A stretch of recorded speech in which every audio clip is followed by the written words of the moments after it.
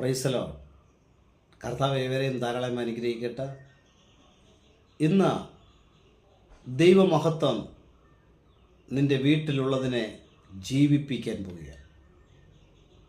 നാളുകളായി ഏറിയ ഭാരവും ഏറെ ദുഃഖവും ചുമന്നു നടക്കുന്ന ചില വ്യക്തി ജീവിതങ്ങളെ നോക്കി ഇന്ന് ദൈവത്തിൻ്റെ ആത്മാവിന് കൈമാറാൻ പോകുന്ന ദൈവശബ്ദം ഇതാണ്: വിശ്വസിച്ചാൽ നീ ദൈവത്തിൻ്റെ മഹത്വം കാണും.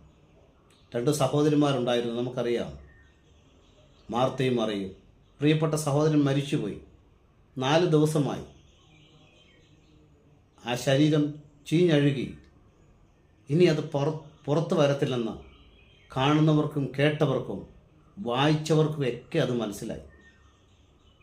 പക്ഷേ അവിടെ യേശു കർത്താവ് നേരിട്ട് വരികയാണ്.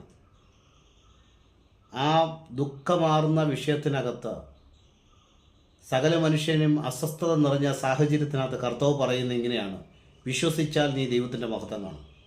പ്രിയമുള്ളവരെ, നിൻ്റെ വീട്ടിനകത്തെ ചില വിഷയങ്ങൾ, നിൻ്റെ പ്രിയപ്പെട്ടവരുടെ ചില വിഷയങ്ങൾ, സഭാപരമായ ചില വിഷയങ്ങൾ, നിൻ്റെ കുഞ്ഞുങ്ങളോടും ഭാവി തലമുറയുടെയുമായി ബന്ധപ്പെട്ട ചില വിഷയങ്ങൾ, ഇതുപോലെ നീക്കുപോക്കില്ലാതിരിക്കുന്ന ചില വിഷയത്തിൻ്റെ മേൽ എൻ്റെ ദൈവത്തിൻ്റെ മഹത്വം ഇന്നിറങ്ങാൻ പോവുകയാണ്. ആ സഹോദരനെ ഒറ്റ വിളിയെ കർത്താവ് വിളിച്ചുള്ളൂ: ലാസറേ, നീ പുറത്തു വരിക. ഇന്ന് നിൻ്റെ ചില വിഷയത്തിനകത്ത് എൻ്റെ ദൈവം ഡയറക്റ്റ് ഇറങ്ങി അതിനെ വിളിച്ച് പുറത്തിറക്കാൻ പോവുകയാണ്. വർഷങ്ങളായിട്ട്, എത്ര വർഷമാണെങ്കിലും ഇന്ന് ഞാൻ ആത്മാവിൽ വിളിച്ചു പറയാം: ദൈവമൊന്ന് കൽപ്പിച്ചാൽ, ദൈവമൊന്ന് വിളിച്ചാൽ അതിൻ്റെ മേൽ ചില ജീവൻ വ്യാപരിക്കും. അവസാനിച്ചു എന്ന് പറയുന്ന ചില വിഷയങ്ങൾ ജീവനോടെ പുറത്തു വരാൻ പോവുകയാണ്. നിൻ്റെ ഭാവിയെ അടഞ്ഞു പോയ ചില വിഷയങ്ങൾ എൻ്റെ ദൈവം പുറത്തിറക്കാൻ പോവുകയാണ്. ജീവനോടെ ചിലത് പുറത്തു വരുന്നത് നീ കാണാൻ പോവുകയാണ്. എത്ര നിന്നെ അനുഭവിച്ച വിഷയമാണെങ്കിലും, ആരൊക്കെ ഈ വിഷയത്തിനകത്ത് നിന്നെ പുറന്തള്ളിയ കാര്യങ്ങളാണെങ്കിലും, ഇന്ന് ആത്മാവ് വളരെ വ്യക്തമായി പറയുന്നു: അത് ജീവനോടെ പുറത്തു വരാൻ പോവുകയാണ്.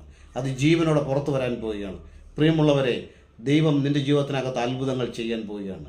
വിശ്വസിച്ചാൽ നിങ്ങൾ ദൈവത്തിൻ്റെ മഹത്വം കാണും. God bless you. കർത്താവ് ഏവരെയും ധാരാളം അനുഗ്രഹിക്കട്ടെ.